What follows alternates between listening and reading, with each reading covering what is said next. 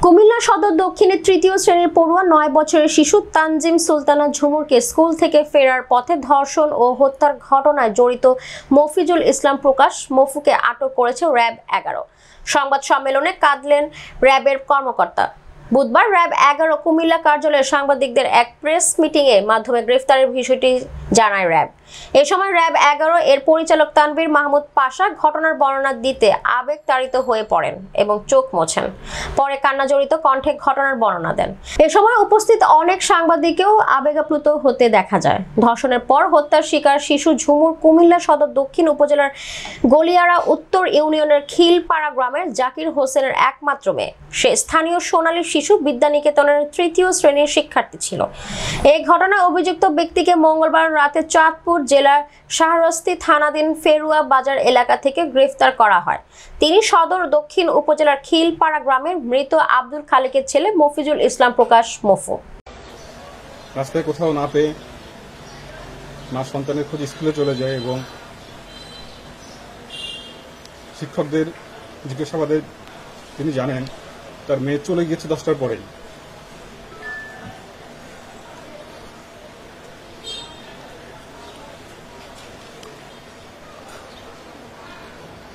মা বাসায় ফেরত আসেন এবং দুপুর আনুমানিক 3:30টায়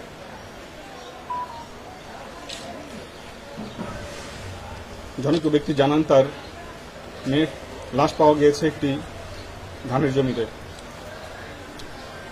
মা দ্রুততার সাথে ছুটে যান এবং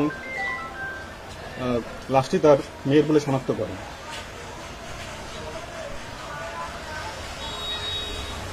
এ সময় জনৈক ব্যক্তি জানান যে তিনি অভিযুক্ত মফিজুল ইসলাম প্রকাশ বা মফুকে তিনি সকাল 11টার দিকে এই বাঁশঝাড়ের ভিতর থেকে দ্রুততার সাথে বের হয়ে যেতে দেখেছেন। আমরা অবিলম্বে তার খোঁজ করি এবং তাকে আমরা গতকাল ধৃত করি।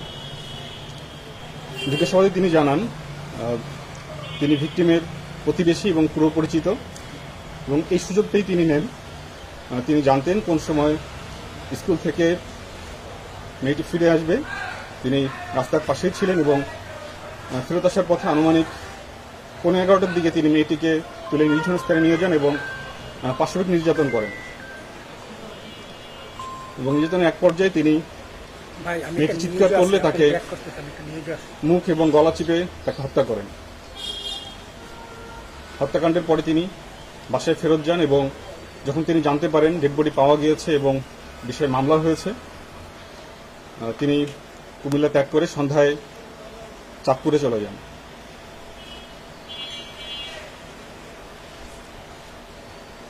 আমরা চাঁদপুর থেকে তাকে ধৃত করি।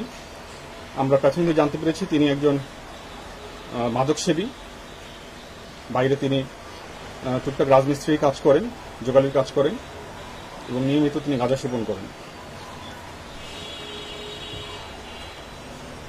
র্যাব ১১ সবসময় সামাজিক যে কোনো অপরাধ দমনের ক্ষেত্রে বদ্ধপরিকর এবং আমরা আশা করি এই ঘৃণ্য অপরাধী অতি দ্রুত তার শাস্তি পাবে।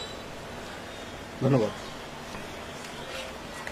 গত 29শে এপ্রিল জাস্ট দুদিন আগেই কুমিল্লা জেলার সদর দক্ষিণ থানাধীন এলাকায় একটি শিশু মেয়ে সন্তানকে নৃশংসভাবে ধর্ষণ এবং হত্যাকাণ্ডের ঘটনা ঘটে। হৃদয় বিদারক এই ঘটনাটি সামাজিক যোগাযোগ মাধ্যম এবং প্রিন্ট ইলেকট্রনিক মিডিয়াতে ব্যাপকভাবে প্রচারিত হয় এবং দেশব্যাপী আলোচনার সৃষ্টি করে। বিষয়টি আমাদের নজর আসার সাথে সাথেই আমরা এ বিষয়ে তদন্ত শুরু করি এবং অপরাধীকে দ্রুততার সাথে আমরা আইনের আওতায় নিয়ে আসার জন্য কাজ শুরু করি। এরই ধারাবাহিকতায় গতকাল রাত আনুমানিক 11টায় আমরা চাঁদপুরের শাহরাস্তি থানাধীন এলাকা থেকে আমরা অপরাধী অভিযুক্ত ধর্ষণ এবং হত্যাকাণ্ডের ঘটনায় মফিজুল ইসলাম প্রকাশ মফুকে আমরা গ্রেফতার করতে সক্ষম হই। প্রাথমিক জিজ্ঞাসাবাদে তিনি এই ধর্ষণ এবং হত্যাকাণ্ডের ঘটনার সাথে সম্পৃক্ত থাকার বিষয়ে আমাদের স্বীকার করেছেন এবং এই বিষয়ে বিস্তারিত জবানবন্দি দিয়েছেন। স্থানীয় সূত্রে জানা যায় ভিকটিমের পিতা সংযুক্ত আরব আমিরাত প্রবাসী এবং মাতা গৃহিণী এবং ভিকটিম শিশু মেয়েটি একটি স্থানীয় স্কুলে ক্লাস 3-তে অধ্যয়নরত ছিল। এই গ্রীষ্মের এই তাপদাহে স্কুলের সময় সকাল 7টা থেকে 10টা পর্যন্ত ছিল এবং ওদের সকালে মেয়েটি স্কুলে যায়। সকালে 11টা বেজে যাওয়ার পরেও যখন সন্তান বাসায় ফেরেনি, তখন মা চিন্তিত হয়ে পড়ে এবং মেয়ের খোঁজে বের হয়ে যায়।